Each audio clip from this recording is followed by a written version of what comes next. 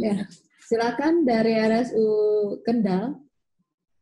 Baik, terima kasih Dr. Hendra. Perkenalkan, saya Dr. Riza dari Charlie Hospital Kendal. Suara saya kedengaran, Dok? Jelas sekali. Jelas sekali. Ya. Baik. Karena ini di daerah terpencil ini, Dok. Takutnya tidak terdengar ini. Jelas sekali. Jelas, Pak. Jelas ya, Dok ya. Baik. Terima kasih, Dok.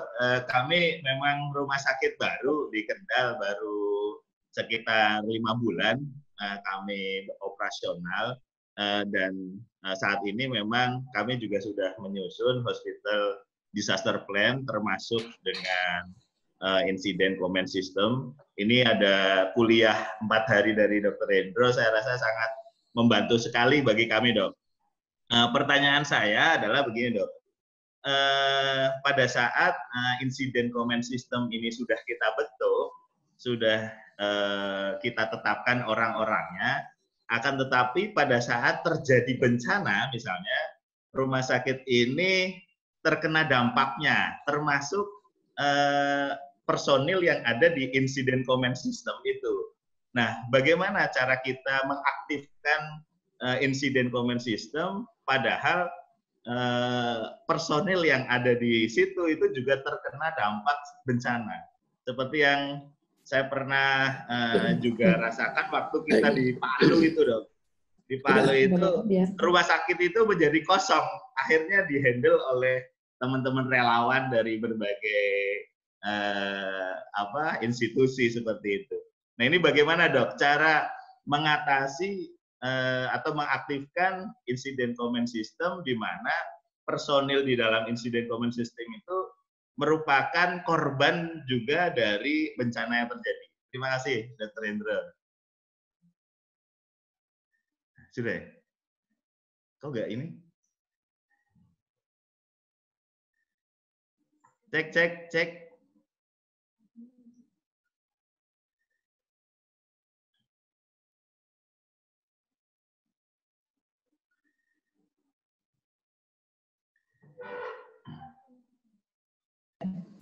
Ya, saya ulang ya.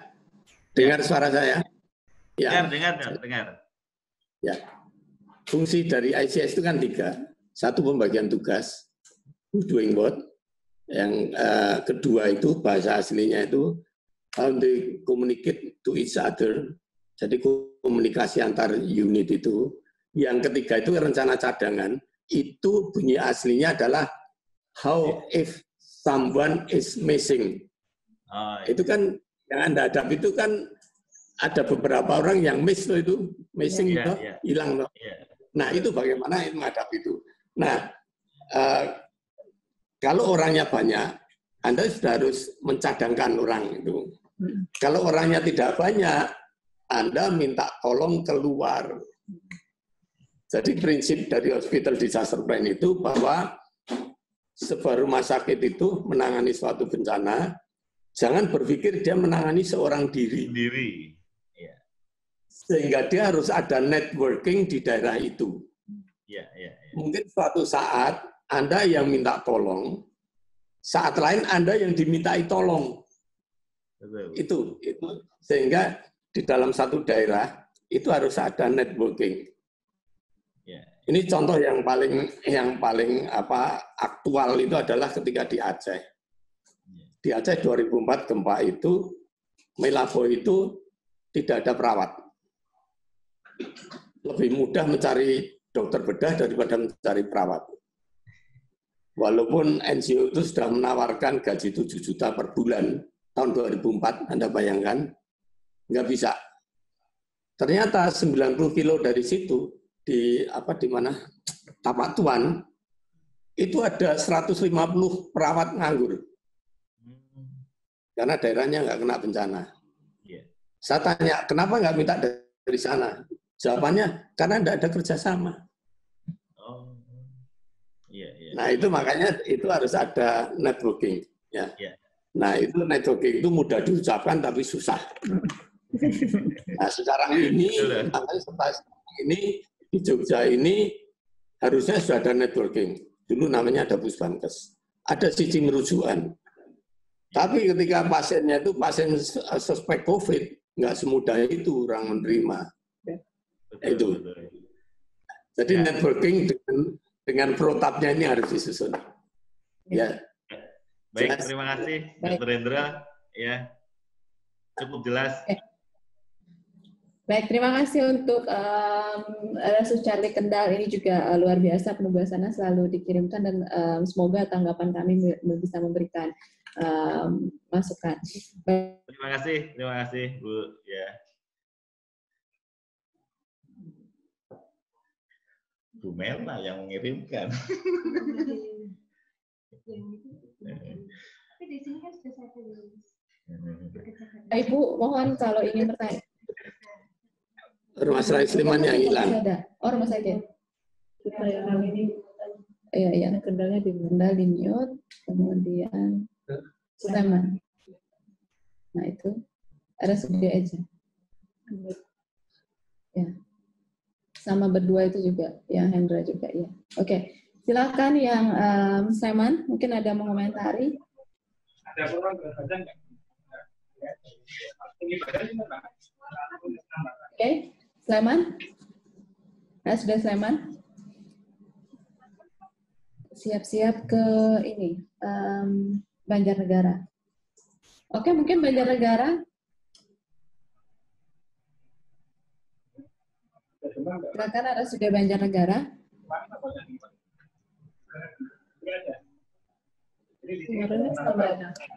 Di Sleman itu ada itu Sleman. Rumah Sakit Sleman. Dia enggak, Mas. Oke. Nah, sudah Sleman. Banjarnegara. Kalau tidak kita buka ke Tadulako.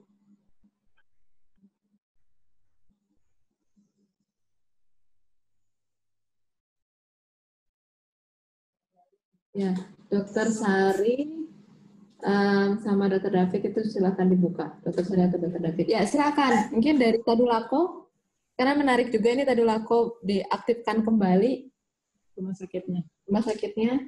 Silakan.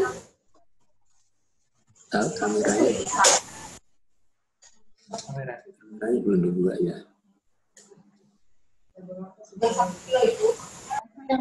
Bukan. Oh ya sudah, ya. Minta dibuka saja. Silakan terlalu ditutup kameranya, boleh dibuka boleh. Ya. Yang penting suaranya. Aku. 70 tambah 90. Halo, Rumah Sakit Tadulako, Dokter Sari, Dokter David.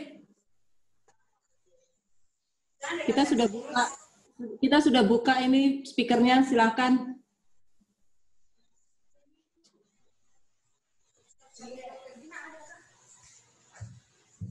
Nggak connect. Nggak anu. Baik, silakan. Mungkin ke Klaten, Suraji, Diponegoro, atau RS Akademik juga boleh dibuka. Nah, itu RS.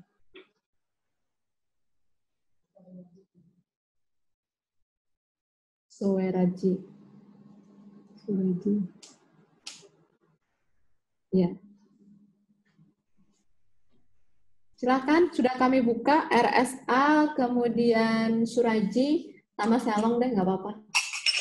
Selong, ya. Selamat pagi, Dr. Hendro. Oke, Ya, pagi. Salam hormat dari kami, Tomo sama Dr. Agung, Dok. Maaf, Dokter, mau bertanya, ini kan data, kemarin saya mendengar data dari Kemenkes sama BPJS tentang jumlah pasien COVID itu kan datanya berbeda ya. Terus kemudian saya lihat kesannya sekarang itu berbeda. Tren yang berkunjung ke rumah sakit khususnya poliinfeksi saluran pernafasan, kalau di RSA itu kan trennya menurun ya. Minggu kemarin itu sampai 100 lebih pasien yang datang. Kemudian minggu ini 25-an pasien dalam waktu sehari, karena kita buka poliklinik infeksi saluran pernafasan itu 24 jam. Dalam 24 jam minggu kemarin 100 lebih. Ini 25. Kemudian pertanyaan saya, kira-kira apakah di kedepannya ada kemungkinan eskalasi terjadinya penumpukan jumlah pasien karena saat ini kan masa karantina wilayah katanya, Dok. Itu yang perlu saya tanyakan. Terus yang kedua, saya melihat di rumah sakit ini mohon maaf untuk kepemimpinan itu dilaksanakan oleh dokter penyakit dalam atau dokter paru yang mereka berfungsi double, yaitu secara fungsional dan struktural. Dia sudah bekerja di front line, tapi masih ayo kita rapat dan sebagainya. Itu menurut dua ini Pak. Hidro, yang hormati teman-teman. Sebenarnya bisa operasional. Iya, selamat pagi. Itu ada artis nyamar tuh yang di belakang.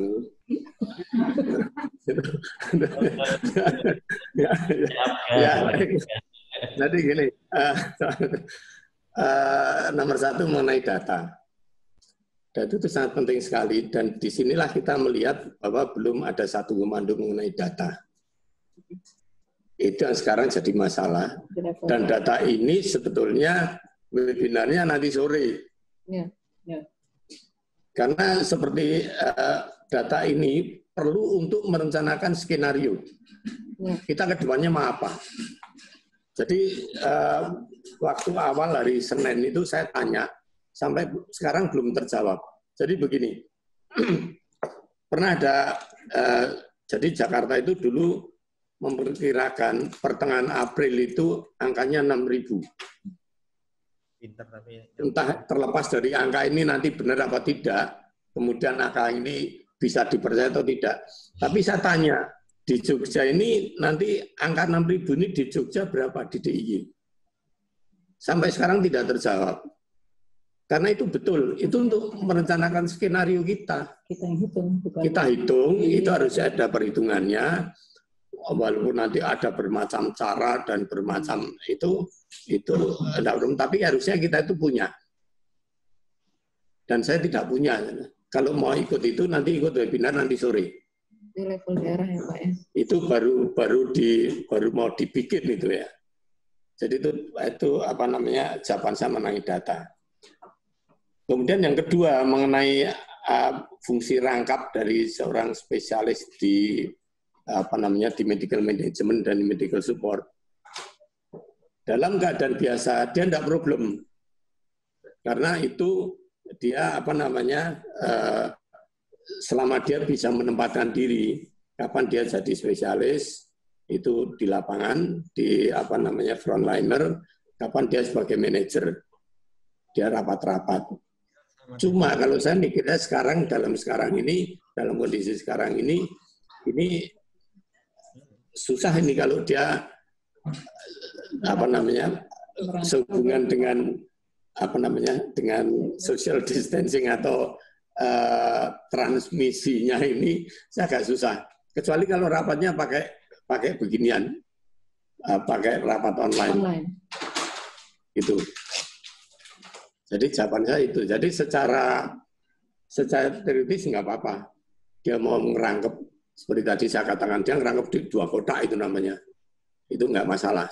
Tapi dalam kondisi sekarang ini teknisnya yang susah gitu. Lebih baik fokus ya. Iya, bukan karena masalah transmisi bukan masalah. Kalau dia rapatnya online nggak apa-apa. Tapi gitu. Kalau misalnya langsung, ya mungkin saya berpikirnya begini, kalau misalnya mencari jalan keluar kesulitan, beliau itu kalau memang aktif sebagai teknis medis untuk pemeriksaan pasien, biar dia tidak bercabang pemikirannya, mungkin bisa dialihkan menjadi ketua bidang operasional, sehingga dia mengelola itu semua. Nah, nanti yang komandan tetap mengurusi bagian manajemennya, seperti itu. Mungkin seperti itu juga bisa ya Pak ya? Ya bisa saja. Ya. Jadi itu lebih memudahkan, sehingga tidak dia menjadi teknis pemeriksa pasien dan memikiri secara keseluruhan operasional rumah sakit, tapi juga dia harus berpikir lagi untuk manajemennya gitu ya. Kelihatan memang kalau sekarang ini dokter paru kan memang harus di operasional ya, di depan. Di depan dia memang. Dia di depan sebagai operasional sebenarnya. Dokter paru saat ini sangat dibutuhkan di depan sebagai operasional. Tapi Jadi juga sebagai koordinator. ya koordinator operasional. Kayak contoh yang Gimana? rumah sakit apa tadi? Selong. Bagaimana jawabannya? Iya, setuju dok. Memang setuju. Dan tapi teman-teman di sini ya kita sudah usulkan kepada direksi untuk seperti itu, tapi direksi merasakan pasien ini sudah mulai turun, jadi belum perlu untuk melibatkan HDP, kejahatan HDP-nya karena pakai satuan gugus tugas sekarang sudah dirasakan cukup. Dan ada beberapa teman yang mungkin nggak pernah ke daerah bencana juga ketakutan dok, kalau ternyata nanti pasien di sini makin lama makin banyak yang COVID, stigma masyarakat dan lain-lain, dan takut resiko gitu, akhirnya ya kita cuman seadanya gitu. Perencanaan. Ya. Tapi saya setuju dengan apa yang disampaikan Dr. Hendro sama Dr. Bella tadi. Terima kasih. Ya, jadi begini saya tambahkan, Dr. Agung. Jadi dalam suatu tim penanggulangan bencana itu memang ada istilahnya itu aktivasi tingkat 1, tingkat 2, tingkat 3. Itu memang ada. Jadi kalau tingkat 3 itu full semua rumah sakit diaktifkan gitu ya. Kalau tingkat 2 mungkin seperti Dr. Agung sekarang di rata sudah mengurang, itu kemudian yang lain ada yang tidak diaktifkan lah gitu ya. Nggak apa-apa. Tapi yang penting itu punya rencana cadangan, sudah punya rencana. Kalau ini nanti banyak bagaimana gitu. Monggo itu hasil assessment dari tim rumah sakit bahwa ini ada yang diaktifkan cukup sekian. Nggak apa-apa, tapi nanti ketika keadaan berubah, yang diaktifkan harus tambah, sudah punya gambaran, tidak kaget itu. Jadi sekarang ini kan 2 hari terakhir ini kasus di DIY katanya tidak bertambah. Saya nggak tahu, tanggal 31 dan tanggal 1 itu kemarin kasus tidak bertambah. Kalau dari koran tadi pagi ada 28 dok yang positif dok. Bukan yang positif. Sekarang tadinya berapa? Tadinya kalau nggak salah 19 dok. Karena memang problemnya ngirimnya itu lambat dok. Antara kita periksa kirim 10 hari sekarang. Berapa lagi 119 Oh ya, oke. yang belum hasilnya belum keluar. Makanya itu masalah data memang jadi masalah sampai sekarang. Hasilnya belum turun. Sehingga menyulitkan assessment. Tapi sekali lagi ya kita punya rencana, kalau yang terjadi A bagaimana, kalau yang terjadi B bagaimana. Nah itu terserah dari pimpinan tim atau pimpinan rumah sakit itu. Itu jawaban saya itu terakhir. Ya, baiklah. Terima kasih. Gimana terakhir?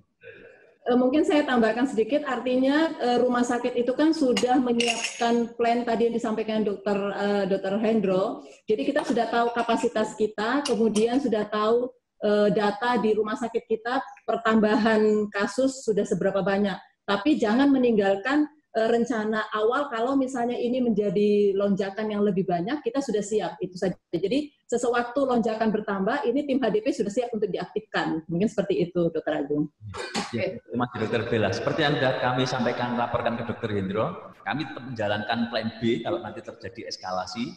Bahkan kita sudah siapkan ruang khusus untuk base camp petugas medis bila nanti ternyata kita harus menginap di sini. Termasuk ICU, kita punya 5 ventilator, mungkin bisa kita pakai berapa dan sebagainya, kita sudah siapkan itu untuk bila terjadi eskalasi yang meningkat. Tapi selama ini kita jalan yang seperti ini karena pasien ternyata makin turun sehingga HDP belum diaktifkan secara khusus. Oke. Suraji mau masuk? Suraji?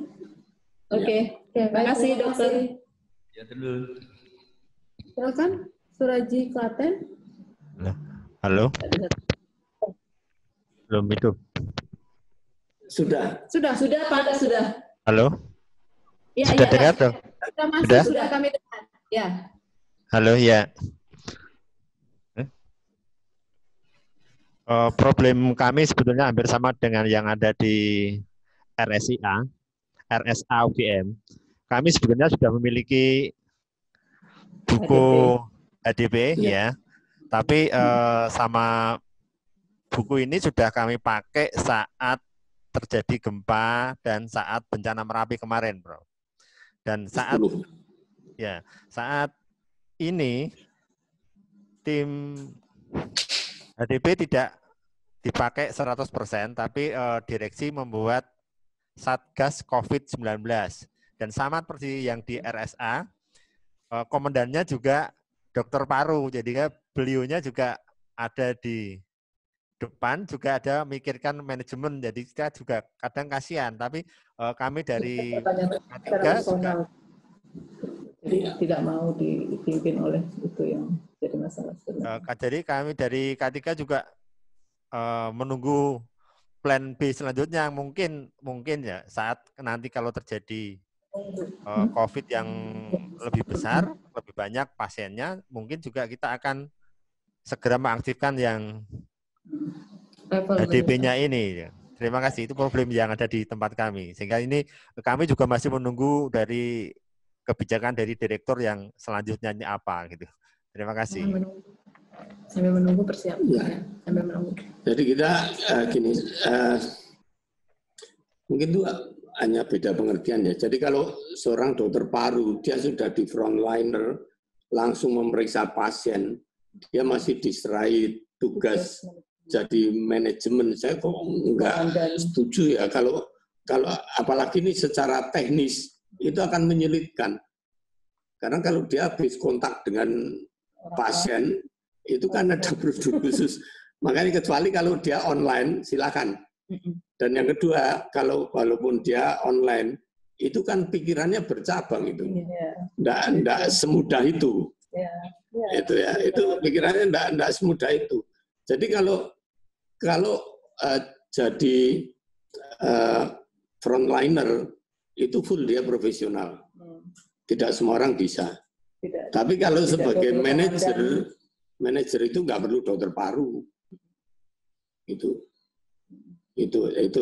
jawaban saya. Kemudian yang kedua, masalah menunggu skenario itu yang jadi problem kita semua. Karena data yang susah disinkronkan ini ya. Jadi saya ambil contoh sekali lagi yang tadi pagi sudah saya sampaikan. Sekarang ini ada seorang direktur rumah sakit mungkin tipe C kecil itu ya, yang tidak dimasukkan dalam sistem rujukan, tapi kenyataannya dia menerima pasien pasien suspek COVID ini, dan dia mendapat kesulitan merujuk sehingga dia protes kemana-mana. Nah itu ya sekali lagi ini masalah data. Gitu. Jadi RSA nunggu untuk buka bangsal baru, itu nunggu data. Padahal sebenarnya sekarang sudah ada masalah itu. Di lapangan sudah ada masalah itu, bahwa ada pasien COVID yang tidak dapat tempat. Nah ini kan bagaimana menyatukan ini. Begitu Pak, terima kasih. Mau menambahkan dari tim HDP-nya tetap jalan. Mau menambahkan?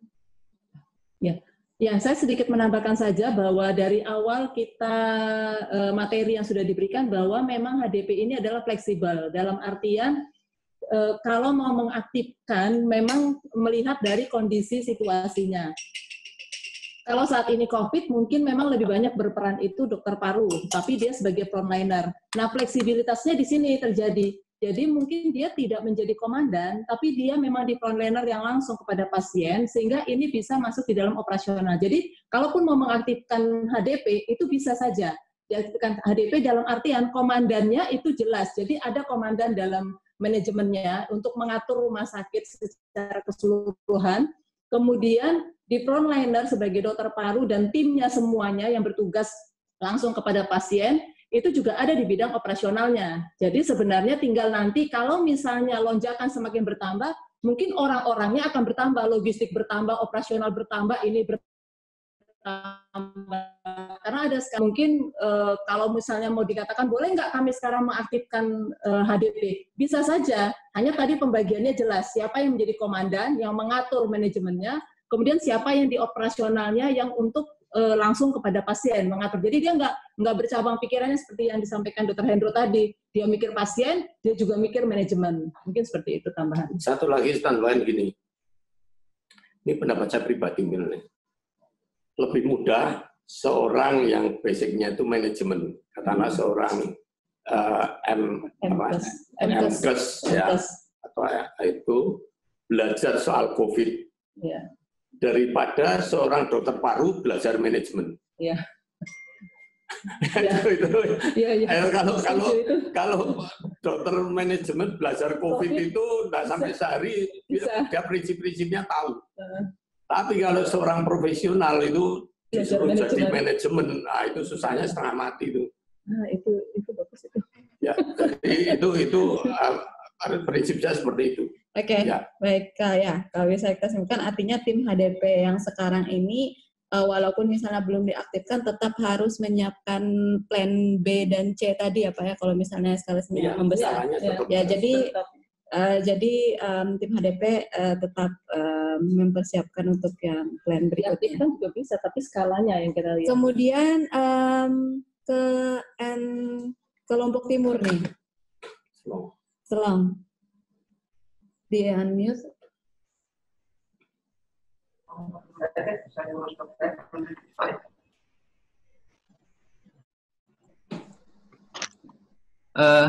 Ya, terima kasih Dr. Hendro.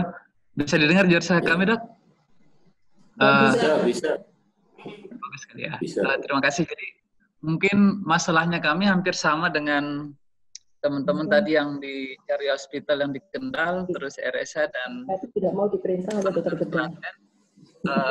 Hampir sama. Jadi kami juga di sini spesialis kami itu jadi komando sekaligus jadi profesional untuk dibawa. Nah, mungkin perlu kami sedikit bertanya nih, Dr. Hendro. Kami di sini kan daerah wisata juga di Lombok Timur. Sementara ruang yang kami siapkan untuk isolasi COVID ini 18 bed untuk COVID, Dok. Yang kami satukan dengan ruang isolasi airborne, TB positif yang rencananya. Nah, cuman yang jadi masalah kami di Lombok Timur sekarang dari data kita tiap tahunnya itu kan rata-rata hampir 1.500 lebih TKI yang biasanya akan mudik kalau Lebaran, dan hari ini dari hari kemarin juga kami dapat orang-orang yang balik dari Jepara dan Situbondo sekitar 700-an orang dari pesantren. Nah, sementara yang sudah berjalan sekarang beberapa pesantren juga sudah diisolasi karena kemarin juga kami ketahuan ada yang 3 positif, hari ini kami jemput akan ke RSUD. Nah, pertanyaannya sekarang dari kami, mungkin ada solusi dari sana dengan kapasitas kami yang 18 bed. Mudah-mudahan tidak terjadi wabah yang meningkat nih, Dok, yang positif. Harapan kami seperti itu. Cuman untuk plan B-nya, memang rencana kami akan usulkan ke pemerintah daerah untuk wisma haji, Dok, yang kapasitasnya lebih besar. Seperti itu, Dok, yang kami lakukan sekarang di situ. Jadi memang dilema kami di sini banyak sekali pendatang yang dari tidak di stop lah. Sampai sekarang juga kami masih terima, Pak. Halo? Iya. Lanjut. Jadi kami kesulitannya di situ. Sementara APD kami juga kurang, mungkin sama teman-teman yang sekarang ada di Yogyakarta. APD yang kurang. Terus hari ini dari kemarin kami sudah buat untuk masker pengadaan 1 juta masker untuk sekarang lagi berjalan ini dari rumah sakit yang mengusulkan ke Pemda, Dok. Seperti itu rencananya dari kami. Sudah. Ya. Sudah. Itu saja mungkin dari kami. Ya, nggih diterima. Ya, jadi Lombok itu memori buat saya. Jadi saya dulu di Jenebria, jadi kalau ke Selong bisa lewat utara, bisa lewat Mantang, Terara ya. Kalau lewat selatan, lewat mana itu Keruak.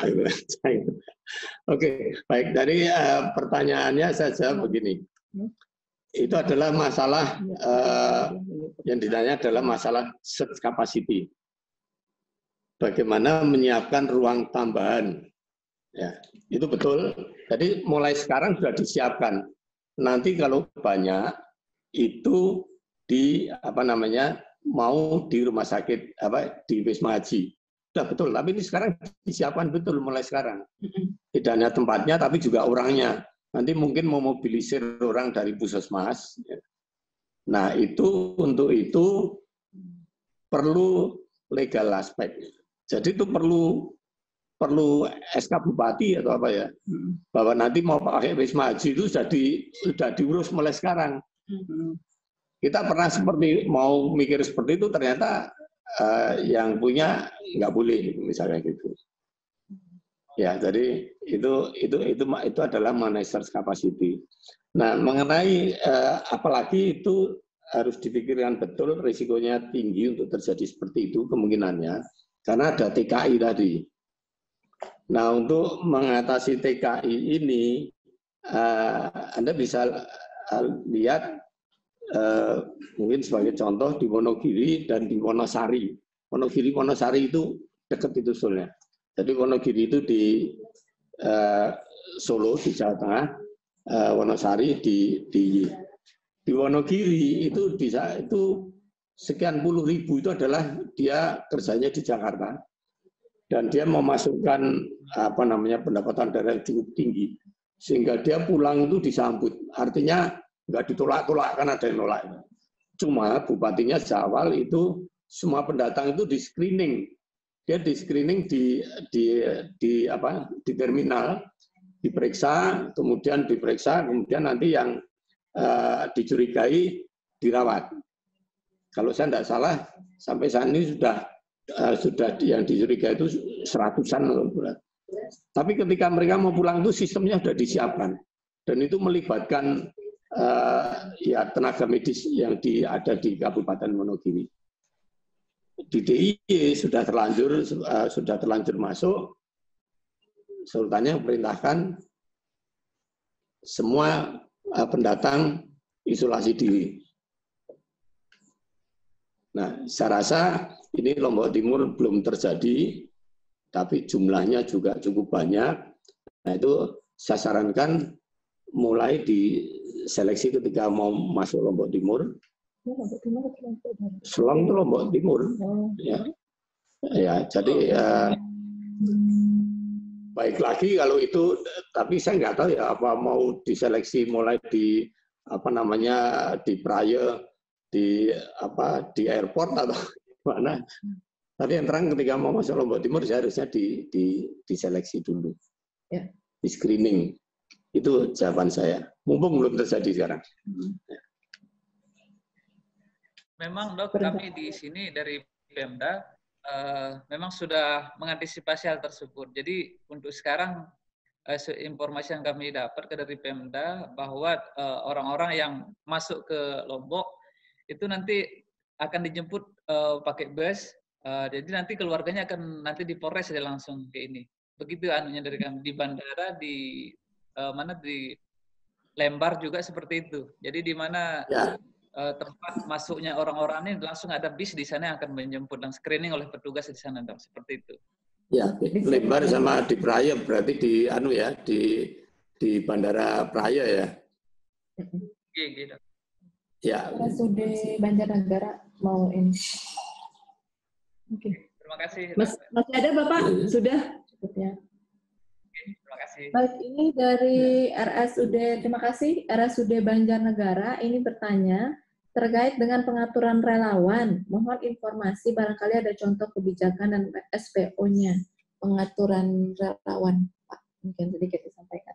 Atau boleh dari RSUD Banjarnegara untuk langsung bertanya atau menanggapi. Sudah kami buka mic-nya. Oke, kalau enggak dijawab aja mungkin Pak, karena ini melalui chat. Iya, mengatur relawan. Iya. Jadi relawan itu penjadwalannya. Oh, penjadwalannya loh.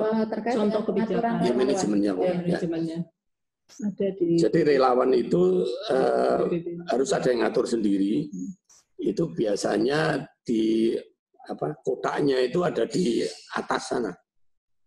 Jadi langsung, jadi itu kan kalau di volunteer management ya. Jadi ada pendaftaran langsung relawan. Kemudian relawan ini kan dibagi. Ada relawan medis, ada relawan apa ya.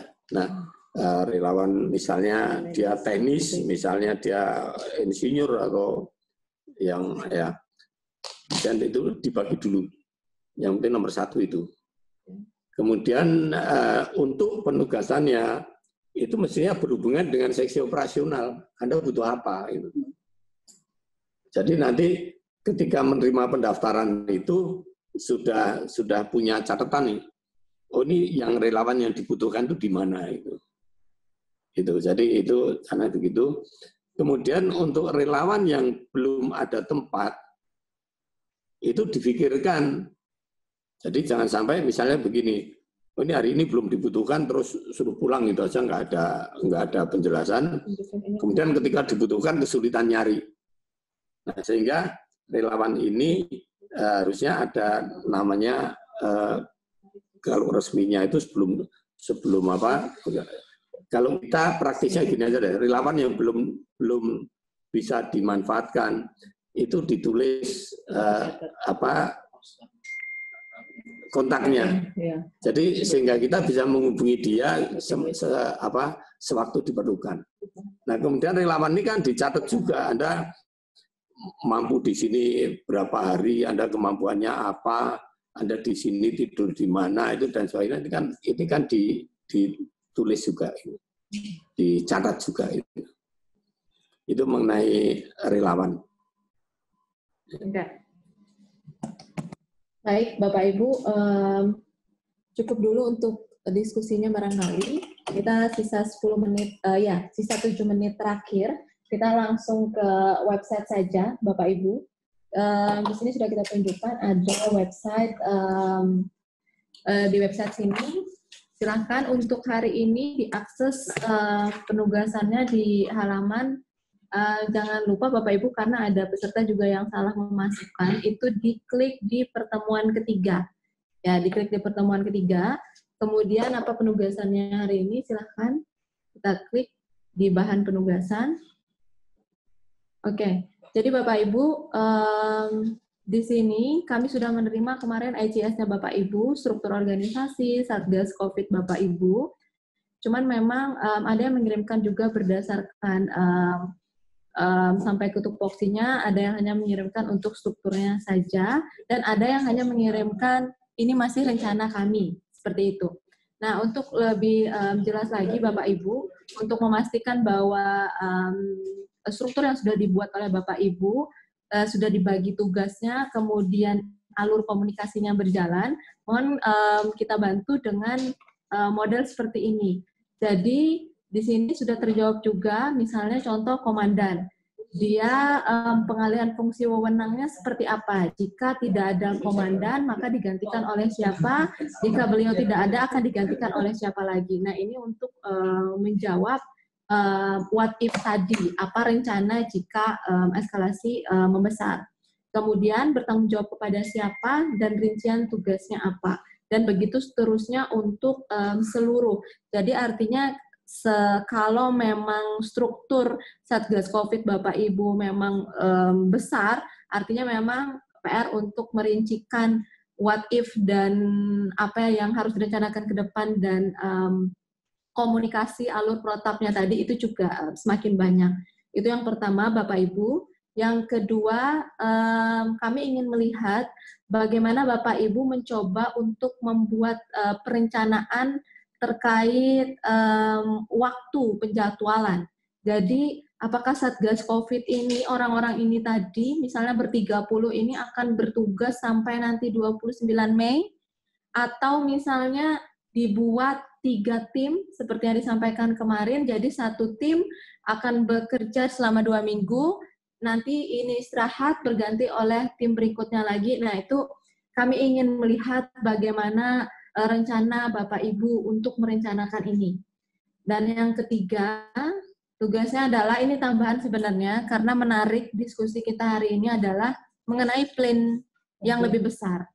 Nah, kami ingin melihat, silahkan Bapak Ibu kirimkan di lembar penugasan ini, dituliskan plan B-nya seperti apa, kemudian pembagian tugas dan alur komunikasinya seperti apa, termasuk jadwal tadi kami ingin melihat.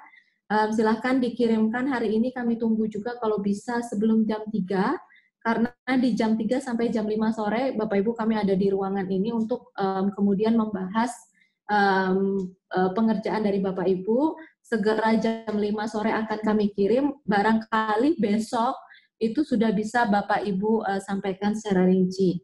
Nah, besok ini tidak ada materi dari kami, tapi benar-benar Bapak Ibu yang akan mempresentasikan apa perencanaan Bapak Ibu. Nah, ini perlombaan artinya untuk masing-masing rumah sakit. Jadi misalnya besok ada 1,5 jam, mungkin hanya bisa untuk 5 rumah sakit. Nah, ini kami akan melihat dari keseriusan yang dikirimkan ke kami hari ini sebelum jam 3 untuk kami pilih.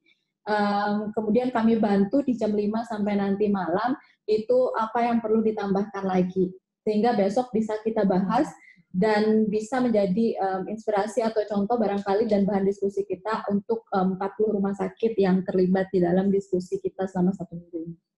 Baik, kira-kira itu Bapak Ibu ada yang ingin didiskusikan dulu terkait dengan rencana penugasan? Dibuka saja, di-unmute semuanya. Unmute all. Ya, silakan. Awal proposisi.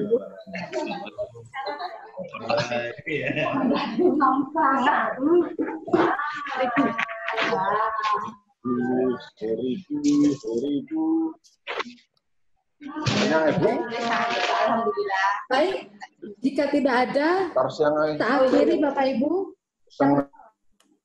Sampai jumpa besok hari. Assalamualaikum warahmatullahi wabarakatuh.